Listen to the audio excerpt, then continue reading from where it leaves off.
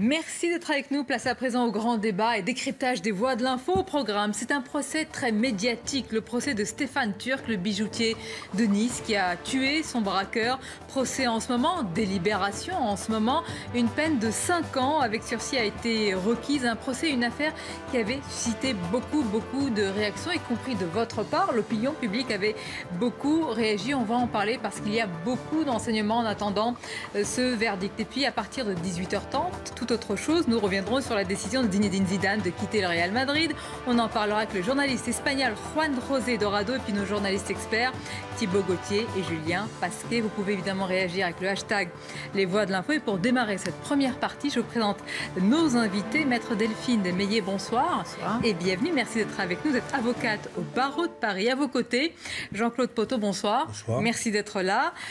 Ancienne figure du grand banditisme, vous avez été incarcéré pendant 25 ans pour des faits de braquage et d'évasion. Aujourd'hui, vous êtes artiste, à la fois peintre, sculpteur, auteur également de BD. On va la voir. La voici, elle s'affiche face au mur et vous avez également d'autres projets. Oui.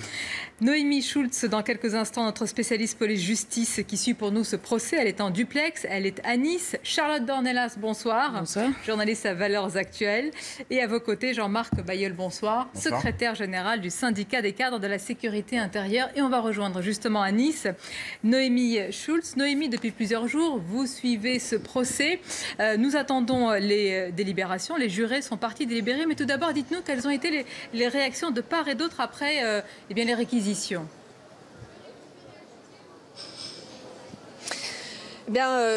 Comme l'avait prédit l'avocate générale à la fin de son réquisitoire, personne n'est vraiment satisfait de ce qu'elle a requis. Cette avocate générale, elle demande une condamnation, la condamnation de Stéphane Turc, donc pour homicide volontaire, mais avec une peine très légère au regard de cette condamnation, puisqu'elle demande 5 ans de prison intégralement assortis de sursis. Donc ça voudrait dire que Stéphane Turc, qui n'a jamais fait de détention provisoire, n'aura pas mis les pieds en prison pour ce meurtre.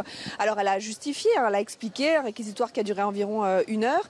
Et pourtant, à la sortie, puisque vous me le demandiez, personne n'était satisfait. La partie civile, la famille, on les a vus encaisser le choc un peu à la fin du réquisitoire. Ils sont restés très, très calmes, très dignes. C'est un de leurs avocats qui a laissé éclater sa colère en disant que c'était absolument scandaleux, ces réquisitions. Et puis du côté de la défense, pas non plus de satisfaction, puisque l'avocat de Stéphane Turc, il a demandé au juré d'acquitter son client au motif de la légitime défense. Il leur a dit, si vous avez le moindre doute, si vous pensez qu'il a pu être menacé au moment où les braqueurs s'enfuyaient, si l'un d'eux a pu se retourner et pointer son fusil, ce qu'il dit depuis le début, vous devez l'acquitter. Donc personne vraiment satisfait. Et pourtant l'avocate générale l'a dit, c'est la seule qui peut apporter la paix dans cette affaire. Noémie, est-ce que vous pouvez nous rappeler combien cette affaire avait suscité beaucoup d'effervescence à Nice et pas seulement? L'opinion publique avait réagi, beaucoup avaient soutenu le bijoutier qui avait été agressé à plusieurs reprises. Là, on parlera du contexte avec nos invités, mais c'est vraiment un procès, une affaire qui a marqué. Oui, c'est une affaire qui avait marqué la ville de Nice parce que effectivement ce bijoutier avait déjà été plusieurs fois cambriolé et on se souvient il y avait eu une pétition sur Facebook qui avait réuni plus de 1,5 million de signatures, soutien au bijoutier, des manifestations aussi dans la ville de Nice auxquelles participaient notamment de nombreux commerçants qui disaient on n'est pas cet homme il a agi comme ça parce qu'il a été agressé dans son magasin et tout ça est vrai. Stéphane Turc, il a effectivement été agressé. On l'a revu pendant ce procès. On a vu une vidéo très choquante prise dans son magasin, sa vidéosurveillance où on le voit, il est frappé, il est poussé par les braqueurs. Mais ces braqueurs, ensuite, ils prennent la fuite. Et quand Stéphane Turc, il prend son pistolet, il marche jusqu'à la porte de son magasin, il s'accroupit et il tire. Les braqueurs, à ce moment-là, ils sont passés à autre chose. En tout cas, ils semblent l'être. Ils sont montés sur un scooter, ils sont en train de fuir et donc la question de la légitime défense, en tout cas pour l'avocate générale, elle ne tient pas. Et on va continuer à en parler avec vous, Noémie. Merci d'être avec nous en duplex depuis Nice. Maître, tout d'abord, une première question. La question que l'on se pose, et tout à l'heure, Noémie Schultz en a parlé, quelle juste peine? C'est peut-être la question la plus compliquée. On voit bien que là, les deux parties ne sont pas satisfaites. Alors, pour l'instant, on en est aux réquisitions. Les réquisitions, c'est 5 ans de prison avec sursis. Alors, ça signifie tout simplement que la légitime défense n'a pas été retenue. Le procureur de la République, l'avocat général, considère que la légitime défense n'a pas lieu d'être dans ce procès. Je rappelle que les conditions de la légitime défense, elles sont extrêmement strictes. C'est tout de même très rare, finalement, que la légitime défense soit retenue, et notamment au regard de 2 critères qui sont le critère de la proportionnalité. Il faut que l'attaque soit proportionnelle, la riposte soit proportionnelle à l'attaque, et le critère de l'immédiateté. Il faut que ça se passe dans le même temps. Et là, en l'occurrence, de ce que j'ai pu lire de cette affaire et entendre, il y a la question de la temporalité qui se pose. Manifestement, il aurait dégainé, il aurait tiré bien après l'attaque principale. Oui, mais on parlera du contexte parce qu'il y a ce dont vous rappelez, c'est très important, ce sont des contextes, des aspects carrés et juridiques, et puis il y a l'émotion, l'aspect irrationnel, évidemment, quand on est agressé, attaqué. Et vous allez nous dire, évidemment, comment ça intervient dans ce procès. Jean-Claude Poteau, on a entendu tout au long de ce procès, enfin on a vu dans ce procès, les protagonistes ont vu une vidéo de quelques minutes et qui peut-être a fait changer les choses. Je ne vais pas vous demander votre expérience, mais c'est très difficile d'analyser véritablement les faits, ce dont on parlait avec Maître, l'aspect irrationnel. Quand on est attaqué, alors vous, je ne sais pas si ça s'était fait avec armes, mais en tout cas, quand on est attaqué, il y a cet aspect-là qui n'est pas maîtrisable, évidemment. C'est très difficile. Déjà, moi, je suis du mauvais côté. Mais ce que je veux dire, quand on a une arme... Vous étiez ? Oui, j'étais, évidemment. Mais j'étais du mauvais côté. Donc moi, je suis une position très très dure. Maintenant, je vais dire, on me tire dessus. J'ai pris déjà 5 balles par la police. J'aurais tiré dessus. Ils m'ont tiré dessus. Je leur veux pas. Ce que je veux dire, j'aurais fait une action comme ça. Ils me tirent dessus. Qu'est-ce que vous voulez que je vous dise ? J'ai fait des violences. Donc, j'ai pas légitimité l'un ou l'autre. Vous voyez ce que je veux dire ? Mais moi, personnellement, je parle pas pour ce cas-là. Sans aller qui me tue, je prends une balle, je me fais serrer, bon bah voilà.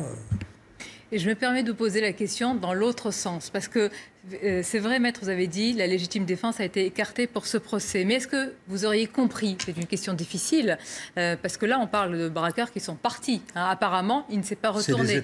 Excusez-moi, c'est des êtres humains. Dès qu'on a eu, moi j'ai toujours dit, dès qu'on a une arme en main, c'est ça le problème, c'est l'arme. Dès qu'on a une arme en main, on n'est plus pareil. Déjà, souvent, les gens sans expérience, malheureusement, j'avais un peu d'expérience, les armes, on s'en sert pas. Et on essaye, mais quoi qu'il arrive, on est obligé de faire peur, de parler, donc on fait du mal, quoi qu'il arrive. Donc la personne, elle est choquée. Donc sa réaction, s'il a une arme, lui, il a une arme. Après, c'est plus de réflexion, ça s'enchaîne, c'est ça que je veux dire. C'est très difficile à juger. C'est intéressant de vous entendre tous les deux, parce qu'il y a ce que vous racontez, j'allais dire l'expérience, et puis il y a l'aspect presque froid, technique. Mais quand vous dites ce qui est instantané, ce qui est simultané, mais comment le calculer, le maîtriser, l'appréhender ? Si vous voulez, il y a des experts balistiques qui ont étudié ce matin et hier la trajectoire de la balle pour nous donner des indications sur la temporalité et la place du corps de la victime. Manifestement, en défense, on prétend qu'il se serait retourné. En fonction de la trajectoire de la balle, on comprend qu'a priori, il ne se serait pas retourné, d'où le fait que la légitime défense n'a pas été retenue. Donc il y a des critères, en fait, médicaux et également la vidéosurveillance. Dans ce cas-là, il y a une vidéosurveillance qui corrobore ou pas les déclarations de l'accusé. Oui. Ce que je veux dire, c'est qu'il n'est plus en danger. Ça veut dire que c'est ça. Si la vie est en danger, par exemple, j'ai une arme, vous avez une arme, dégaine, il me tire, il n'y a pas de souci. Mais là, par exemple, sans enfoncer qui que ce soit, la personne n'est plus, elle est de dos, elle n'est plus armée. Ben, elle n'est plus armée, elle a une arme à la main, mais ça ne se fait pas dans le... Alors, juste une précision. Dans le cas que vous avez cité tout à l'heure, quand vous étiez braqué par des policiers et que vous auriez riposté, là, on est dans le cas d'une atteinte mais je vais justifiée. pas... Non, mais là, dans son cas, la légitime défense n'aurait pas été retenue. Jean-Marc, je vais vous laisser réagir. Vous avez vu comment on a intitulé ce débat, même si la légitime défense n'a pas été retenue, mais on verra que c'est peut-être plus nuancé dans ce procès. Vous allez nous expliquer, parce que quand même, les réquisitions, la peine avec sursis interpelle. Votre réaction, légitime défense ou autodéfense ? Ou alors on aurait pu dire justice privée ou se faire justice ? D'abord, moi j'aurais quand même rappelé que à partir du moment où on est un citoyen et qu'on vient braquer avec une arme un commerçant ou un policier, l'infraction elle commence là. Donc j'ai du mal à entendre, excusez-moi monsieur, même si vous avez été assez neutre sur l'analyse, à entendre que c'est normal que je riposte si les policiers me tirent dessus. Non, à partir du moment où vous braquez quelqu'un et que vous êtes armé et que vous n'avez pas le droit, il est logique que les policiers vous tirent dessus et puissent vous blesser. Et la loi, d'ailleurs, je ne sais pas si on y reviendra, a évolué justement pour l'usage des armes pour les policiers depuis 2017, justement parce qu'il y avait une ambiguïté sur le fait que les représentants des forces de l'ordre avaient finalement l'application de la légitime défense, même si la jurisprudence, maître le confirmera, allait plutôt dans le sens d'une différenciation, avait les mêmes règles qui s'appliquaient, qui ont été très bien décrites tout à l'heure par l'avocate, sur le fait qu'il y avait la proportionnalité. Là, on a instauré une nouvelle situation, ce qui fait que si les policiers s'étaient trouvés dans la situation du bijoutier, ils auraient pu tirer sur le braqueur, même le dos tourné, parce qu'il représente un risque potentiel pour la population. Et là, je vais donner un exemple très, très précis. Imaginons que le jour de ce braquage, l'individu ou les individus fuient. Il y a eu quelque chose comme ça il y a 2-3 ans à Paris où les individus sur leur scooter, tout en fuyant, tiraient à droite et à gauche, malgré la commission du braquage déjà terminée. Donc il n'y avait plus de temporalité, le braquage était terminé, ils continuaient de tirer. Et si un équipage de police non avisé de ce braquage était arrivé face à ces individus sur le scooter et avait été visé par le coup de feu. Donc nous, on se dit quand même que dans l'absolu, il y a une infraction qui est commise, et qu'il y a toujours un effet de sidération. Je pense que monsieur peut le confirmer. Quand on est face à une menace, quand on a été braqué et frappé plusieurs fois, il y a un temps de réaction. Et je pense que peut-être que le tribunal a pris en compte la sidération. C'est-à-dire qu'il a subi, c'est quelqu'un d'âgé, et effectivement, il a essayé de mettre fin à leur fuite en leur tirant dessus. Il y a des pays qui intègrent la sidération. Je cherchais cette nuance, parce qu'on voit bien là, ils ont écarté la légitime défense, et vous avez mis le doigt sur le mot que je cherchais. Est-ce que cette sidération-là, je vais vous faire réagir également Charlotte Dornelas, non pas, elle peut expliquer ce qui s'est passé, mais est-ce que c'est cela qui a pu justement conduire à ce réquisitoire ? Oui, c'est ce qu'on appelle en droit les circonstances atténuantes. Tout simplement. Alors oui, ce sont des circonstances atténuantes. C'est-à-dire que la peine encourue est de 30 ans. Ça, c'est le principe. Ça, c'est le code pénal qui le prévoit.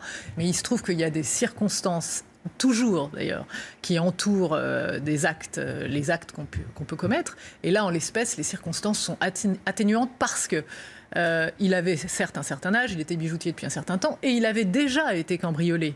Donc il revivait cette infraction, et d'ailleurs ça participe du débat devant la cour d'assises.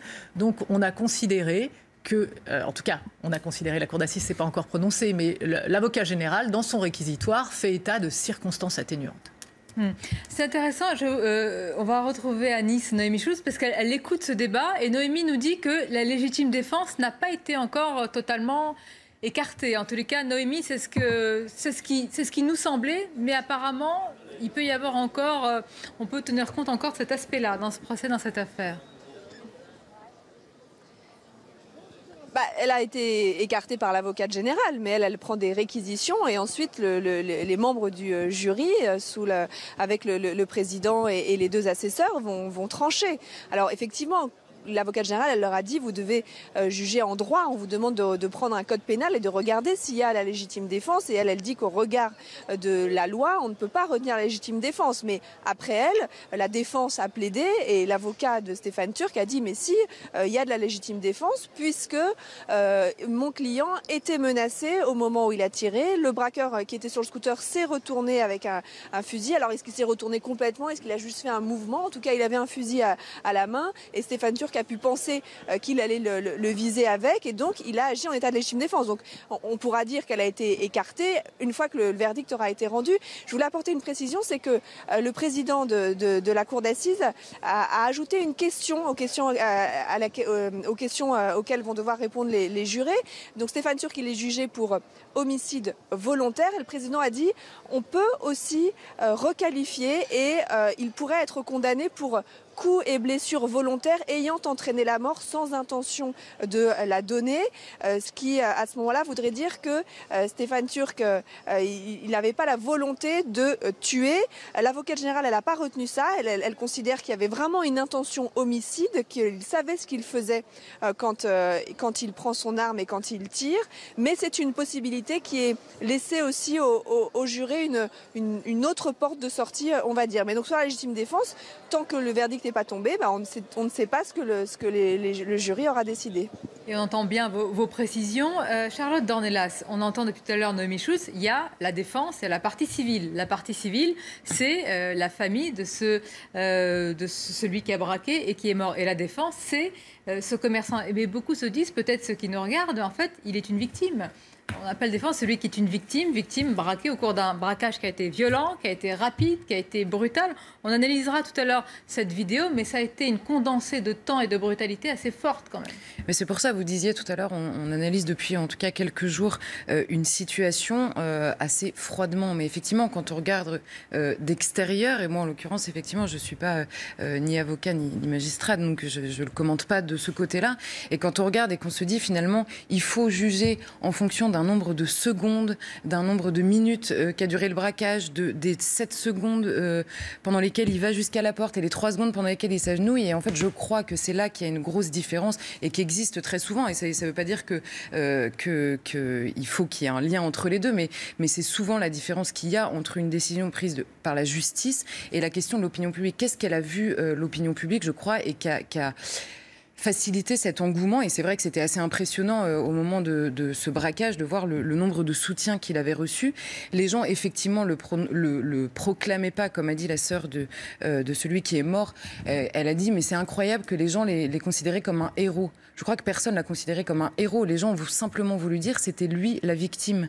Et c'était lui la première victime. Parce que, vous disiez tout à l'heure, il y a 2 armes qui se rencontrent finalement. Ils ont tous les 2 une arme et c'est les armes le problème. Je ne crois pas en fait que ce soit l'arme elle-même le problème.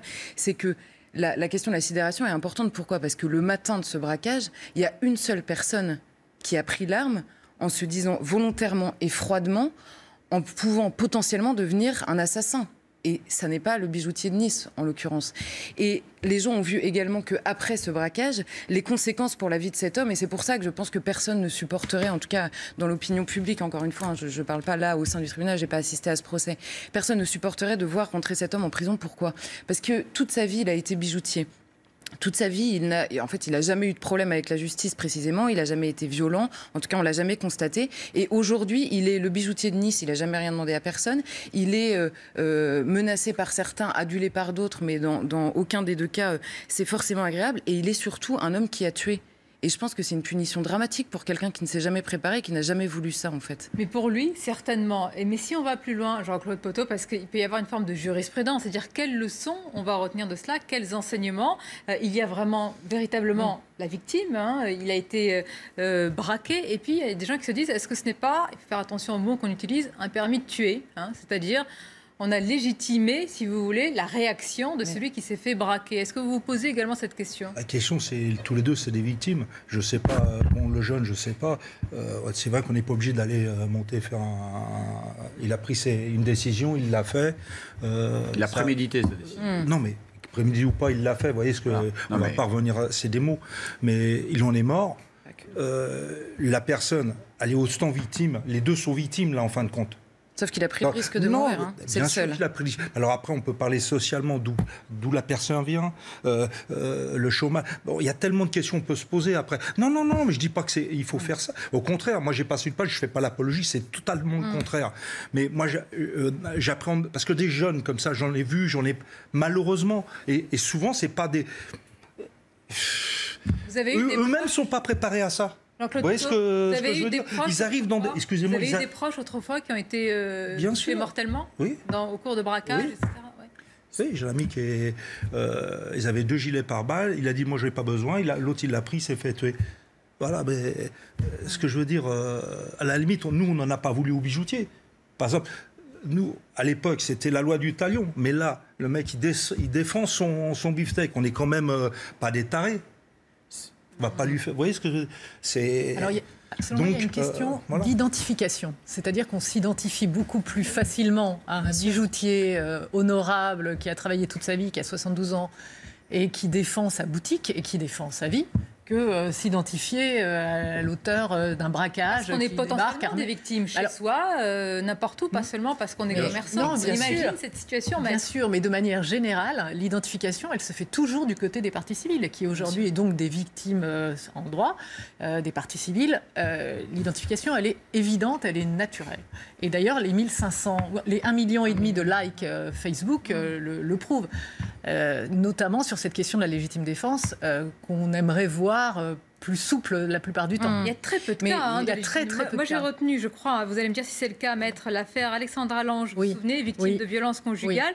Et elle avait riposté de manière simultanée. Exactement. C'était des cas très précis. Alors oui, Alexandra Lange, c'était un cas... elle était victime pendant 10 ans de violences conjugales et elle a finalement tué son bourreau, son mari.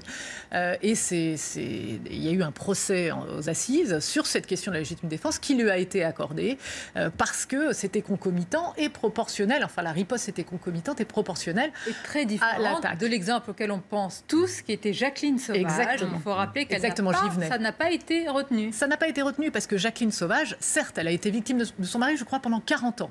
Et victime dans des conditions dramatiques. C'est une chose. Mais par ailleurs, elle a organisé l'assassinat, puisqu'elle a été poursuivie et condamnée pour assassinat de son mari. Elle avait placé ses enfants le soir chez les grands-parents et le lendemain matin, elle a décidé d'aller assassiner son mari. Donc, se poser à travers l'affaire Jacqueline Sauvage la question de la légitime défense en matière de violence conjugale, mais finalement, c'était pas un vrai débat. Il y a plusieurs aspects. Il y a la légitime défense et il y a, je voudrais vous faire réagir là-dessus, Jean-Marc Baillet, le contexte. Est-ce que dans ce genre de procès, on doit tenir compte du contexte, c'est-à-dire de ce qui s'est passé il y a plusieurs jours, il y a plusieurs mois, voire il y a plusieurs années?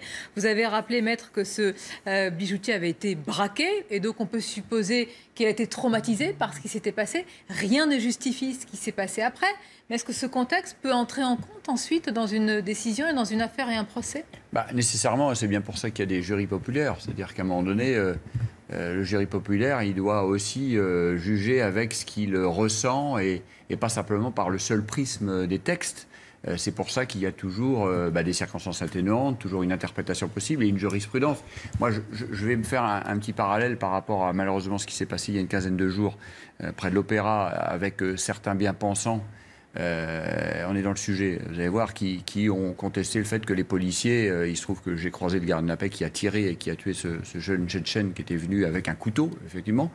On aurait pu, parce qu'on est habitué aux techniques de maîtrise, on aurait pu le maîtriser autrement. Mais c'est le contexte aussi qui fait qu'aujourd'hui, des policiers, et on a bien vu que malheureusement à Liège, les deux collègues féminines n'ont pas eu le temps de faire usage de leurs armes pour se défendre.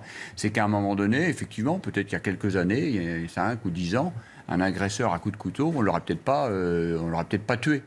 Aujourd'hui, les faits se multiplient, on sait qu'ils sont déterminés, qu'ils de toute façon ils ne craignent pas la mort, et que notre réaction va d'abord être propre à chaque individu, et le policier n'y échappe pas par rapport au citoyen lambda. C'est-à-dire que ce bijoutier, effectivement, a réagi par rapport à son expérience. On parlait tout à l'heure de ses origines. Il est issu d'un pays qui a été en guerre longtemps, donc où l'arme n'est pas... Le Liban. Le Liban, en l'occurrence. Donc tout ça joue sur la réaction par rapport à des faits précis. Et dans la carrière d'un policier, c'est la même chose. Son expérience propre va faire que les événements des policiers, camarades qui auront peut-être perdu la vie, vont faire qu'on va réagir différemment. Ce qu'il faut, c'est que dans l'esprit de ceux qui veulent venir avec des armes peut-être volées ou agressées, et ils se rendent compte qu'il y a un risque patent. Je pense que c'est là la grande différence avec il y a une trentaine d'années. Il y a un risque avec les policiers, et là vous évoquez, c'est un attentat, c'est une évidence. Là, donc, vous envoyez un message en disant il y a un risque, évidemment, pour tout braquage, pour tout délit. Il y a un risque parce qu'aujourd'hui, effectivement, il y a des commerçants ou des citoyens qui s'arment. Peut-être quelquefois dans l'illégalité, parce que c'est un autre sujet sur le fait d'avoir le droit de posséder une arme. Et il faut savoir qu'aujourd'hui, les gens, peut-être plus qu'il y a 30 ans, vont faire usage de leurs armes pour se défendre. Il y a 30 ans, c'était plus entre les policiers et les voyous. Il y avait une espèce de principe, comme l'a décrit monsieur tout à l'heure. Là, maintenant, c'est le citoyen qui en a assez, et notamment dans certains endroits plus que d'autres, peut-être qu'un commerçant qui est dans un département très rural ne va pas avoir ce réflexe de s'armer parce que lui, il est moins victime, les agressions sont beaucoup moins violentes. C'est une évolution sociétale qui est regrettable. Mais c'est une évolution, c'est un constat. Beaucoup de questions. Je vais vous faire réagir. Bien sûr. Mais en fait, c'est assez intéressant parce que je crois qu'au-delà du débat sur la légitime défense ou même sur l'autodéfense, se pose la question de nombreuses années d'impunité. Ce mot qui revient en permanence et très souvent quand on commente notamment la délinquance finalement assez ordinaire et pas forcément même sur un braquage. Et là, en l'occurrence, qu'est-ce que les gens ont vu ? Qu'est-ce qu'on a vu en fait dans ce braquage et tout de suite et immédiatement. Et je pense que c'est pour ça qu'il est devenu un peu symbolique finalement, à la fois ce bijoutier et cette affaire. Qu'est-ce qu'on a vu ? On a vu d'un côté un honnête homme, pour faire très simple, un honnête homme qui avait déjà été braqué, je crois, 9 fois, cambriolé ou braqué 9 fois.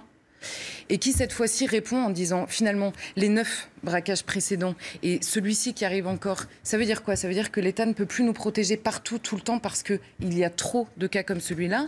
Et derrière, en face, le délinquant qui est mort en l'occurrence, c'était une personne qui avait 19 ans et qui avait été condamnée 14 fois. Donc se pose la question de l'impossibilité, ou en tout cas cette impression pour l'État d'être partout pour protéger, et de l'autre côté, la question de la justice. Et de la question de la récidive, etc.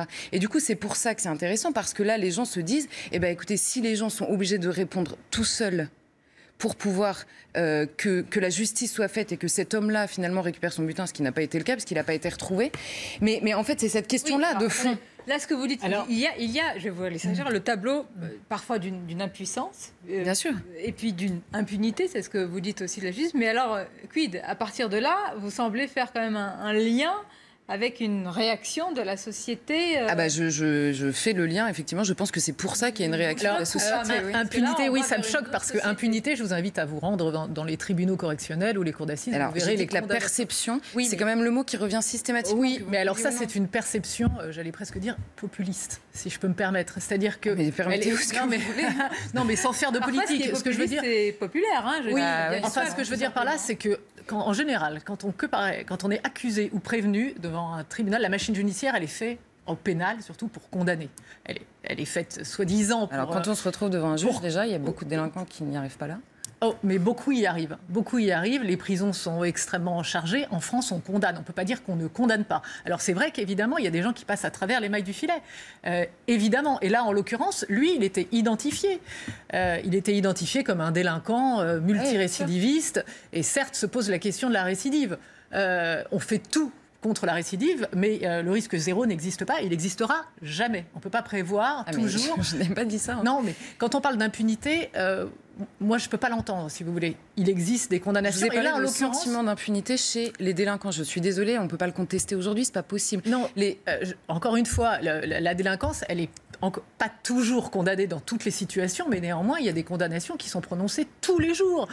Mais en fait, l'un n'empêche pas l'autre, c'est pas contradictoire. Hein. Qu'il y ait des condamnations tous les jours et qu'il y a des gens qui passent à travers les mailles du filet. Beaucoup. Évidemment. Il y a quand même quelque chose qui interpelle, Jean-Claude Poteau, je vous fais réagir. Vous avez il a raison, vous avez évoqué le parcours du bijoutier, honnête homme, etc., jamais embêté par la police ni la justice. Et vous avez mis en opposition, Charlotte Dornelas, le parcours de ce braqueur, 19 ans, etc.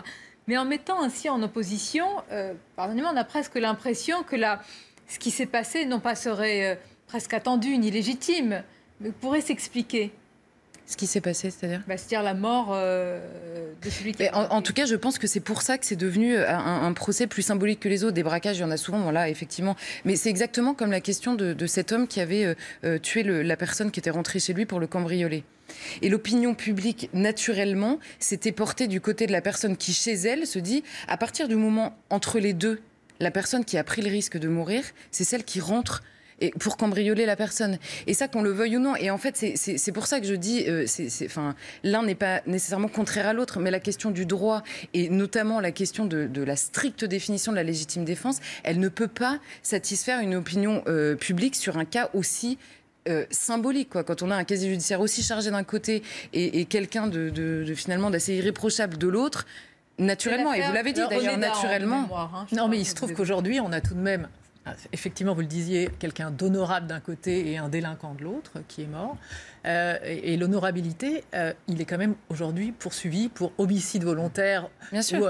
J'ai vu que l'infraction avait été développée, une autre question avait été posée, mais néanmoins, vous avez quelqu'un qui est aujourd'hui accusé devant une cour d'assises.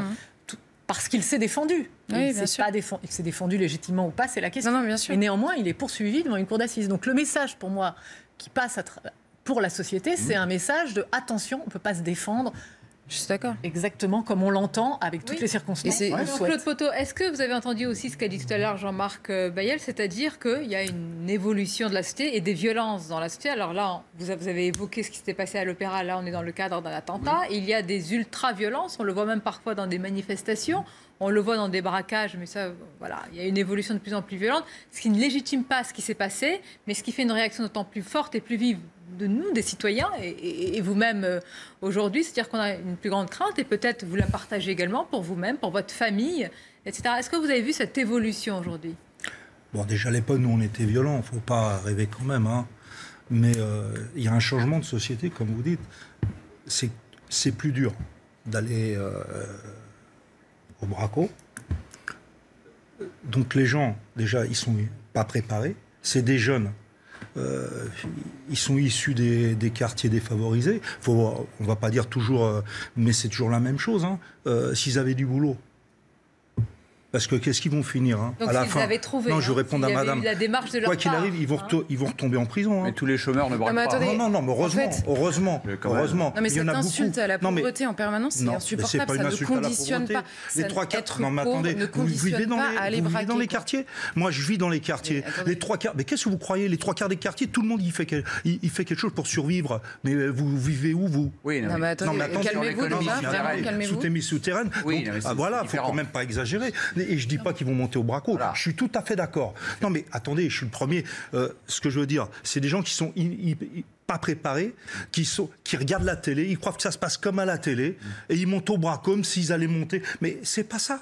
Et maintenant, la société elle a changé, elle est beaucoup plus violente. Un môme de 19 ans, il monte avec un fusil, alors que voilà. Je suis désolée, un garçon de 19 ans qui tape sur un homme qui en a 69, il n'y a rien qui n'excuse ça. Il sait exactement ce qu'il fait. Je suis désolée. Mais non, mais vous m'expliquez qu'il y a la question du chômage, de l'économie souterraine en banlieue. D'abord, je ne sais pas où vivait cet Anthony Asli, en l'occurrence. Je ne sais pas si c'était en banlieue. Non, mais...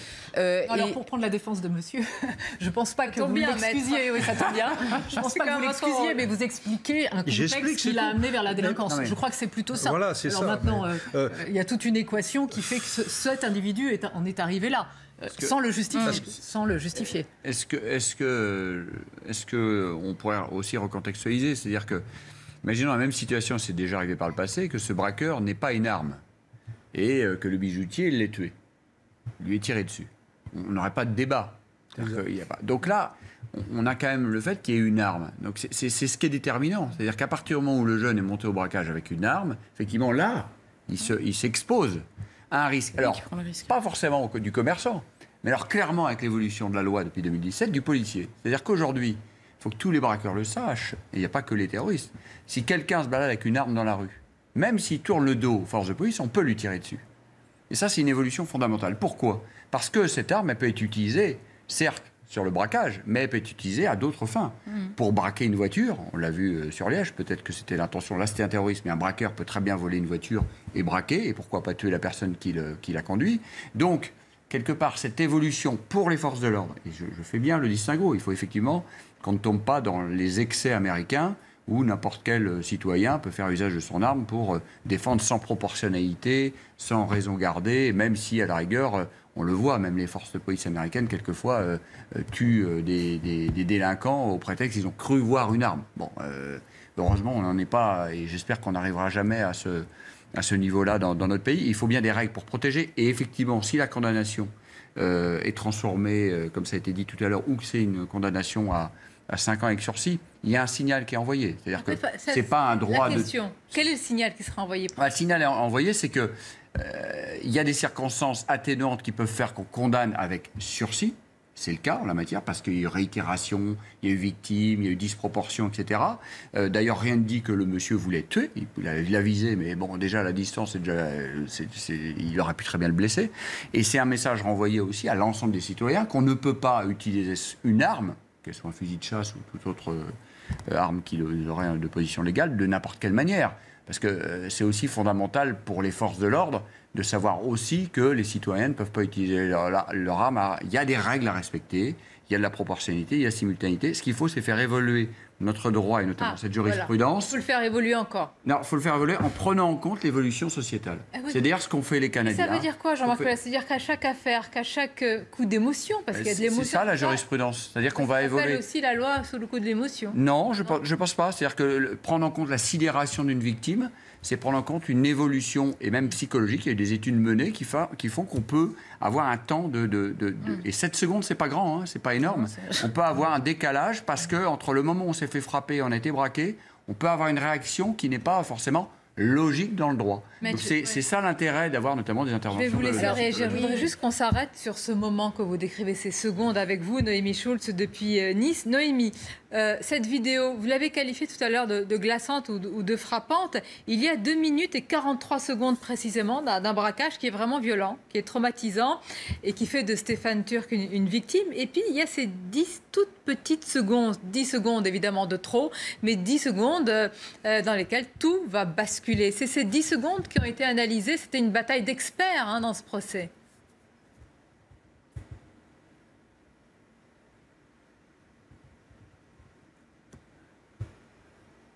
Saisit la cour d'assises. On voit Stéphane Turc qui rentre dans son magasin. Il est très tôt le matin, il est 8h30. Il ouvre le rideau de fer, il rentre et puis il referme la porte derrière lui. Il rebaisse le rideau de fer à moitié. Et puis en fait, il sort du champ assez vite parce qu'il est derrière son comptoir. Et la vidéo, elle filme vraiment la porte d'entrée et cette boutique qui fait 12 mètres carrés. C'est une toute petite bijouterie, il faut s'imaginer.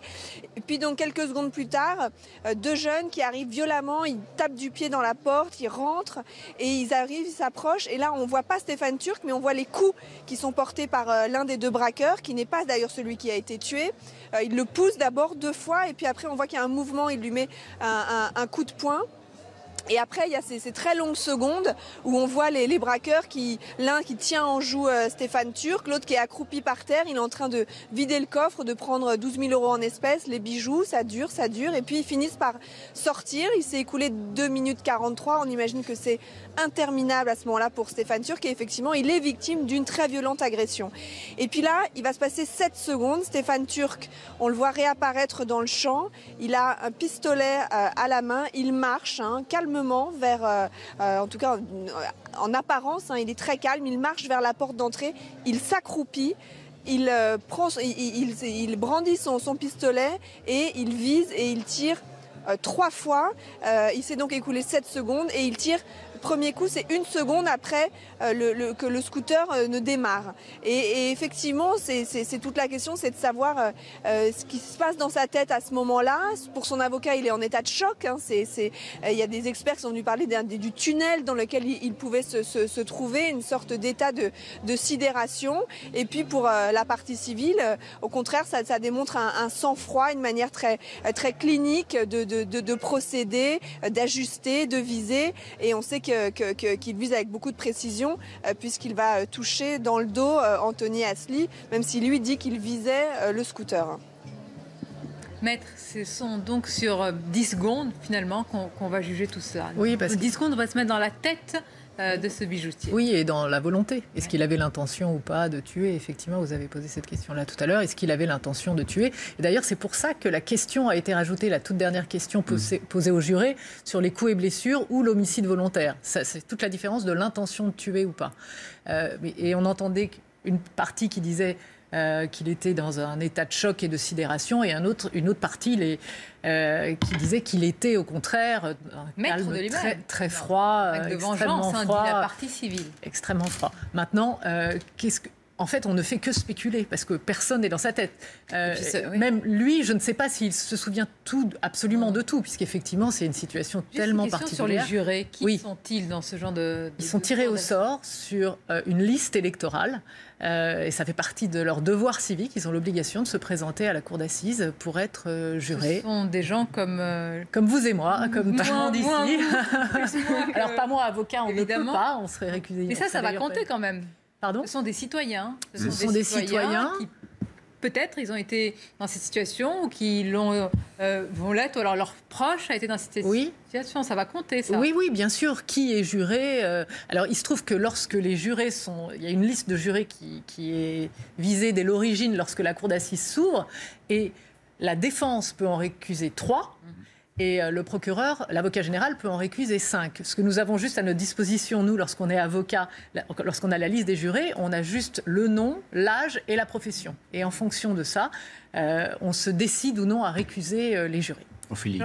Jean-Claude Peton, Au feeling. Je ne sais pas si au cours de vos procès ou du procès, il y a eu des circonstances atténuantes ou tout cela, ou est-ce que ces questions ont été évoquées ou pas.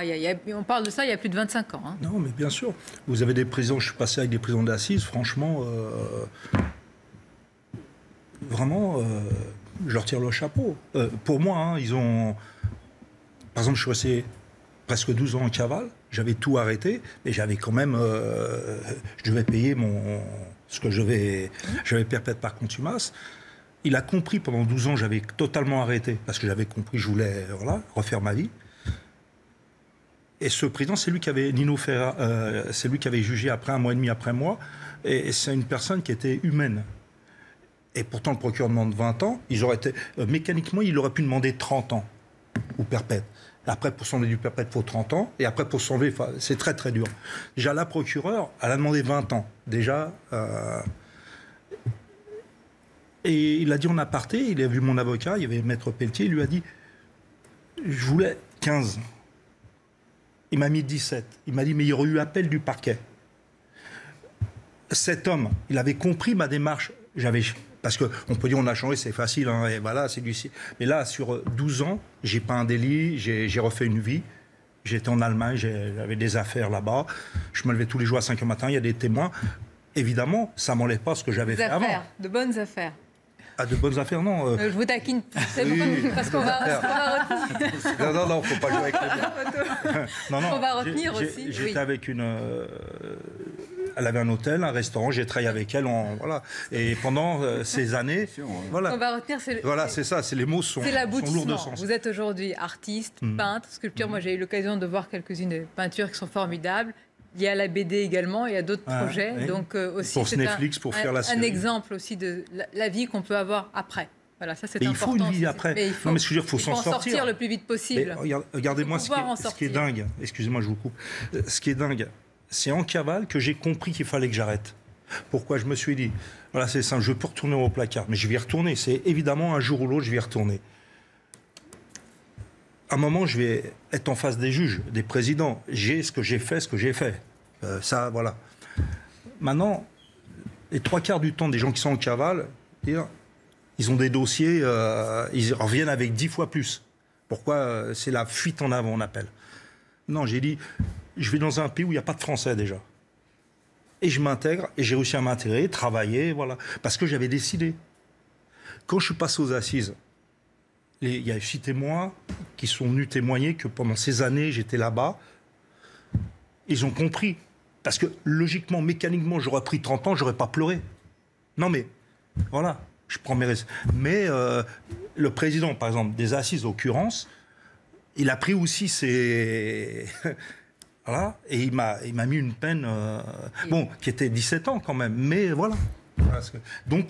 Voilà. Et il y a des enseignements avec tous les parcours. Un mot pour terminer, peut-être, Maître et Jean-Marc Mayol. On va attendre, évidemment, on va voir ce qu'il ressortira. Mais enfin, il aura un caractère important, ce procès. Oui, il a un caractère important. C'est le procès, un des procès sur la légitime défense. Mais juste rappeler une affaire qui a vraiment marqué un temps, c'est l'affaire Grambach. Vous vous souvenez du père de Kalinka? Bien sûr. Une affaire assez extraordinaire. Et je parle de cette affaire où c'est un père dont la fille avait été tuée, enfin un couple qui se sépare, madame part avec leur petite fille, elle va s'installer avec un médecin qui s'appelait le docteur Gambach en Suisse ou en Allemagne. En Allemagne, et il se trouve que leur petite fille de 11-12 ans meurt dans des circonstances un peu particulières. Et le père en France essaye de faire en sorte que la justice s'intéresse à cette affaire, et il a mis 30 ans à faire que, et d'ailleurs il est allé capturer, kidnapper le docteur Gambach, le ramener en France afin qu'il soit jugé. Et ensuite le père a été jugé sur cette question-là. Tout ça pour vous dire, comme notre affaire aujourd'hui, la justice, qu'on a soif de justice. Le dernier mot. Qu'on a soif de justice. Et c'était le cas de ce père. Voilà. C'était ça. Je voulais vous dire. C'est une belle conclusion. Merci à vous. Merci d'avoir participé à ce débat. Merci encore. Restez avec nous à suivre sur CNews. Un nouveau point sur l'actualité. Puis nous parlerons de cette décision, tout autre chose évidemment dans le monde du football et puis bien au-delà, celle de Zinedine Zidane. À tout de suite.